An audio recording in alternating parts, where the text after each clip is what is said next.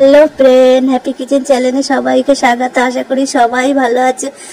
আজ আমি তোমাদের সঙ্গে শেয়ার করব মটন কষা। একদম অল্প মশলায় একদম পুরো হোটেলের মতো মটন কষা। এখানে আমি 1 কেজি মটন নিয়েছি। মটনটাকে ধুয়ে পরিষ্কার করে ছিদ্র গামলায় দিয়ে জল ঝরিয়ে দিয়েছি।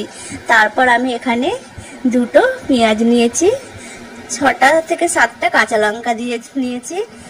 তারপর আমি মটনগুলোকে এইভাবে জল ঝরিয়ে নিয়ে তারপর আমি এখানে একটা মশলা তৈরি করে নিয়েছি। জিরে ও মরিচকে ব্লেন্ডার করে নিয়েছি, আদা রসুনকে ব্লেন্ডার করে নিয়েছি। তারপর আমি কড়াই অল্প সর্ষের তেল দিয়ে 2টো তেজপাতা দিয়ে 2টো পেঁয়াজ দিয়ে ও 7-8টা লঙ্কা দিয়ে যখন বাদামি হয়েছে ধুয়ে রাখা মটনটাকে দিয়ে 2 চামচ নুন দিয়ে নাড়াচাড়া করে তারপর যখন নুন জলটা পুরো শুকিয়ে গেছে তারপর আমি এখানে হলুদ ও মরিচের গুঁড়ো ও গরম মশলার গুঁড়ো দিয়ে নাড়াচাড়া করে নিয়েছি। তারপর আমি এখানে 2 চামচ আদা রসুন দিয়েছি।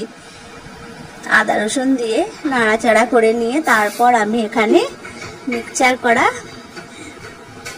জিরে ও মরিচটাকে ব্লেন্ডার করা জিরে মরিচটাকে ঢেলে দিয়ে এইভাবে নাড়াচাড়া করে নিয়ে তারপর অল্প একটু জল দিয়ে প্রেসারে সিটি দিয়ে নিলেই হয়ে যাবে একদম পুরো হোটেলের মতো মটন কষা। এখানে আমি গুঁড়ো লঙ্কা ব্যবহারই করিনি। গাইজ, আমার চ্যানেলকে লাইক অ্যান্ড সাবস্ক্রাইব।